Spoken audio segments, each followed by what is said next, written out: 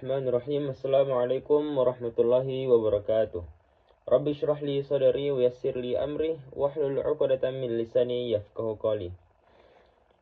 Baik, perkenalkan saya atas nama Miftahul Rizika dengan NIM 20240501103124. Di sini saya akan mempresentasikan materi yang berjudul Akad Keuangan Syariah.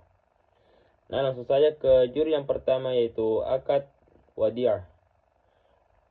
Akad wadiah yaitu akad penitipan barang atau uang dari pemilik atau muwadi kepada penerima titipan atau wadi untuk dijaga dan dikembalikan kapan saja. Adapun pembagian akad wadiah yaitu yang pertama ada wadiah amanah, yaitu titipan murni, penerima tidak boleh menggunakan barang atau uang tersebut. Pembagian yang kedua yaitu wadiah yadamanah, yaitu titipan yang boleh digunakan oleh penerima dengan kewajiban mengganti nilainya jika diminta. Nah, selanjutnya judul yang kedua yaitu akad mudharabah, yaitu akad yang kerjasama usaha antar pemilik modal atau sahibul mal yang menyediakan 100% modal dengan pengelola atau mudarib yang menyediakan tenaga dan keahlian. Keuntungan dibagi sesuai kesepakatan, sedangkan kerugian ditanggung sepenuhnya oleh pemilik modal, kecuali jika kerugian akibat kelalaian pengelola. Nah, adapun pembagian akad mudharabah, yaitu yang pertama mudharabah mutlaqah, yaitu pemilik modal memberi kebebasan penuh kepada pengelola menentukan jenis usaha, waktu, dan cara pengelolaannya. Pembagian yang kedua yaitu mudharabah muqayyadah, yaitu pemilik modal memberikan batasan tertentu, misalnya jenis usaha, lokasi, atau waktu tertentu. Nah, judul yang ketiga yaitu ada akad musyarakah. Akad musyarakah yaitu kerjasama usaha di mana semua pihak menyertakan modal dan tenaga. Keuntungan dibagi sesuai kesepakatan, kerugian dibagi sesuai porsi modal masing-masing. Nah, adapun aplikasinya yaitu yang pertama pembiayaan modal kerja atau investasi. Yang kedua pembiayaan properti atau proyek bersama. Yang ketiga kredit usaha rakyat atau korporasi syariah. Selanjutnya judul yang keempat yaitu akad murabahah. Akad murabahah yaitu akad jual beli di mana penjual menyebutkan harga pokok barang dan margin keuntungan yang disepakati bersama. Pembayarannya bisa tunai atau dicicil.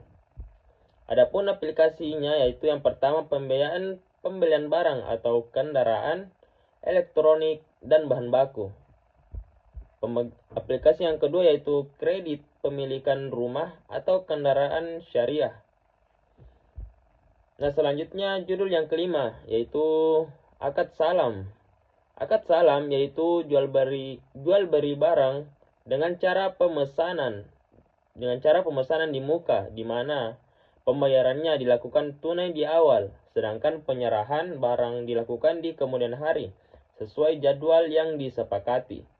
Barang yang diperjualbelikan harus jelas spesifikasinya.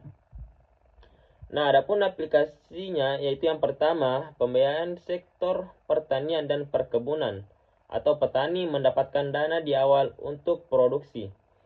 Dan yang kedua pembiayaan industri manufaktur. Nah, selanjutnya judul yang keenam yaitu akad istisna.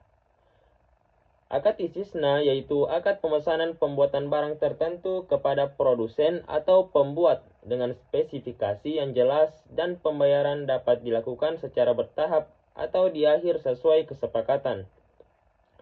Adapun aplikasinya itu yang pertama pembiayaan pembangunan gedung, pabrik atau infrastruktur. Dan yang kedua pembuatan mesin, kapal atau barang produksi lainnya. Nah, judul yang ketujuh yaitu akad tijarah dan IMBT. Akad tijarah yaitu akad sewa menyewa atas suatu manfaat atau barang dan jasa dengan imbalan uang sewa. Dan akad IMBT yaitu atau ijarah muntahiyah bitamlik, yaitu sewa menyewa yang diakhiri dengan kepemilikan. Penyewa membayar sewa secara berkala dan di akhir periode barang menjadi milik penyewa atau biasanya dengan tambahan harga atau hibah. Adapun aplikasinya itu yang pertama sewa gedung, alat berat dan kendaraan. Yang kedua, pembiayaan kendaraan atau alat produksi dengan sistem sewa hingga lunas. Nah, selanjutnya judul yang ke-8 yaitu akad wakalah. Akad wakalah yaitu akad perwakilan di mana seseorang mewakilkan urusannya kepada orang lain untuk dilakukan atas namanya. Adapun aplikasinya itu yang pertama jasa pengiriman uang atau transfer, yang kedua jasa pengurusan dokumen, yang ketiga bank bertindak sebagai agen pembayaran atau penerimaan tagihan. Judul selanjutnya yaitu judul yang ke-9 yaitu akad khalafah. Akad khalafah yaitu akad penjaminan di mana pihak ketiga bersedia menanggung kewajiban atau hutang seseorang. Adapun aplikasinya yaitu yang pertama jaminan pelaksanaan proyek, dan yang kedua jaminan pembayaran utang, dan yang ketiga kartu kredit syariah atau sebagai jaminan pembayaran. Nah, selanjutnya judul yang ke-10 yaitu akad hawalah. Akad hawalah yaitu akad pemindahan hutang di mana hutang seseorang dipindahkan tanggung jawabnya kepada pihak lain yang bersedia menerimanya. Adapun aplikasinya itu yang pertama pengalihan pembayaran tagihan antar perusahaan, dan yang kedua penyelesaian kewajiban pembayaran antar pihak. Nah, selanjutnya judul yang ke-11 yaitu akad sarf. Akad sarf yaitu akad pertukaran mata uang atau valuta asing yang memiliki jenis yang sama atau berbeda dengan syarat tertentu agar terhindar dari riba. Nah, adapun aplikasinya yaitu yang pertama jasa penukaran valuta asing di bank syariah, dan yang kedua transaksi perdagangan internasional. Baik, itulah tadi pemaparan materi dari saya. Kurang dan lebihnya mohon dimaafkan. Wabillahi taufiq wal hidayah. Wassalamualaikum warahmatullahi wabarakatuh.